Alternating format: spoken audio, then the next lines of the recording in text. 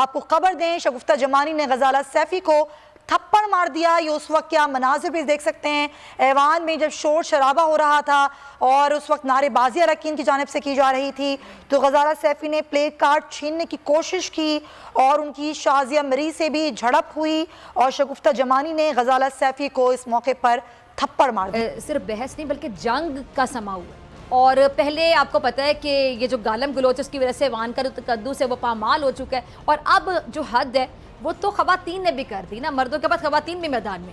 Peoples party کی جو شگفتہ جمانی انہوں نے تحریک انصاف کی غزالہ سیفی کو تھپڑ تک مار ڈالا۔ ایک سرنڈر ڈھاکہ میں ہوا تھا اور یہ دوسرا معاشی سرنڈر، اکنامک سرنڈر اب اس حکومت نے کیا ہے IMF کے سامنے۔ اسی ہنگامہ آرائی کے دوران قومی اسمبلی میں پیپلز پارٹی کی خاتون رکن قومی اسمبلی شگفتہ جمانی نے حکومتی جماعت تحریک انصاف کی رکن غزالہ سیفی کو تھپڑ دے مارا۔ اسی لیے جو قرض ہے یہ مرض بن گیا۔ اب آپ شلوار قمیض پہننا شروع کر دیں۔ سمجھ نہیں آتی کہ عمران خان وہاں سیاستدان دنیا کو ایسا پیغام دے کیوں رہے ہیں جسے پاکستان کی بدنامی ہو۔ جو بل اور یہ جو اسٹیٹ بینک بل ہے یہ آ رہا ہے، اس میں ہم خود مختاری سرنڈر کرنے جا رہے ہیں۔ یہاں پر جو اسٹیٹ بینک ہے وہ IMF کی شاید کوئی لوکل برانچ بن چکا ہے۔ ہیلو فرینڈز، جے ہند۔ ہندوستان اسپیشل میں آپ کا سواگت ہے دوستو۔ پاکستان اس وقت آرتھک طور پر گہرے سنکٹ میں پھنس گیا ہے۔ پاکستان کا ایسا حال ہوگا کہ عمران خان کے سانسدوں کو سنسد میں تھپڑ پڑ رہے ہیں۔ عمران خان کی سرکار کا ایسا حال ہوتا دیکھ پاکستانی میڈیا بہت حیران پریشان ہے۔ ہوا کچھ یوں کہ پاکستان میں عمران خان کی سرکار نے سنسد میں منی بجٹ پیش کیا کیونکہ IMF سے قرضہ لے کر انہیں یہ بجٹ پیش کرنا ہی پڑنا تھا۔ اب اس بجٹ پر اپوزیشن اور جنتا بھڑکے ہوئے ہیں۔ سنسد میں تو ایسا ماحول بن گیا کہ سانسد ایک دوسرے پر لات کھوسے چلانے لگے۔ منی بجٹ کو اپوزیشن نے IMF کے سامنے سرنڈر بتایا اور اسے جنتا ویرودھی بجٹ بتا کر عمران خان کی سرکار پر دھاوا بول دیا۔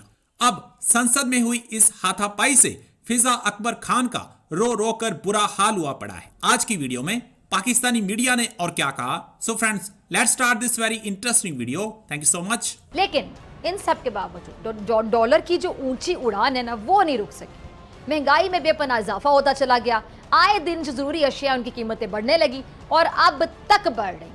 اور حکومت نے اس سال جو بجٹ کا اعلان کیا تو اپوزیشن نے اس پر آپ کو یاد ہے کہ بہت زیادہ شور ڈالا اور اس کو IMF کا بجٹ قرار دے دیا۔ حکومت نے یہ دعویٰ کیا کہ یہ بجٹ عوام دوست بجٹ ثابت ہوگا، لیکن پیٹرول اور جو بجلی کی بڑھتی قیمتیں ہیں انہوں نے تو عوام کے ہوش ہی اڑا دیے کہ یہ اچھا عوام دوست ہے۔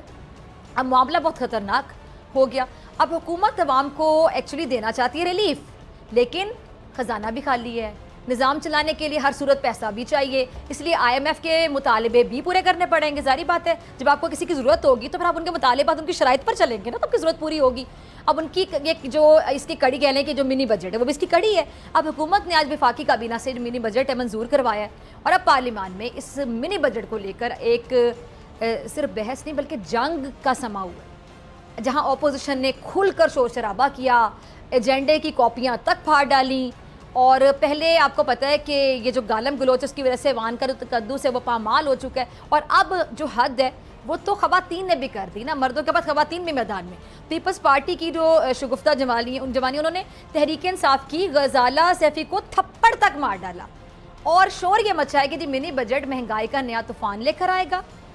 بات غلط نہیں ہے، اس لیے اندر کی خبریں یہ ہیں کہ جو اتحادی ہیں وہ بھی اس منی بجٹ سے بالکل بھی خوش نہیں ہیں، کیونکہ اتحادیوں کی رائے یہ ہے کہ اگلے انتخابات بہت قریب ہیں، نزدیک ہیں، اور انہوں نے اپنے حلقے میں عوام کے پاس پھر ووٹ لے کر جانا ہے۔ اگر منی بجٹ پیش کیا گیا تو اس کے بعد ان کے لیے عوامی حلقوں میں جانا مشکل ہو جائے گا، اور یہی وجہ ہے کہ حکومت اپوزیشن کو منانے سے پہلے اتحادیوں کو منانے میں مصروف ہے، جبکہ اپوزیشن کے بہت سے رہنما حکومتی جو اتحادی ہیں ان کو وارننگ تک دے رہے ہیں کہ جی اس منی بجٹ کی تباہی میں حکومت کا ساتھ مت دیں، ورنہ ان کے لیے اگلے جو الیکشن ہے اس میں عوام کا سامنا کرنا بہت مشکل ہو جائے گا۔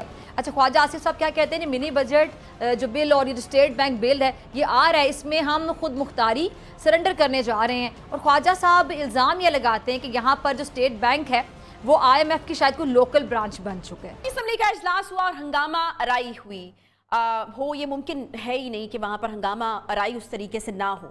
پاکستان کی پارلیمنٹ میں ہنگامہ آرائی، مار کٹائی، کردار کشی، گالم گلوچ، نازیبا یا منفی الفاظ، عورتوں کی تصحیح کرنا، غیر پارلیمانی لفظوں کا کھیل، हमारी सियासी तारीख का हिस्सा बन चुका है। आज कौमी असम्बली में हुकूमत की जानिब से ज़िमनी मालियाती बिल 2021 पेश किया गया, तो इस दौरान अपोजिशन अरकान ने सख्त एहतजाज किया। बिल पेश किए जाने के दौरान अपोजिशन जमातों के अरकान अपनी नशस्तों से उठकर स्पीकर डाइस के करीब जमा हो गए और शदीद एहतजाज किया।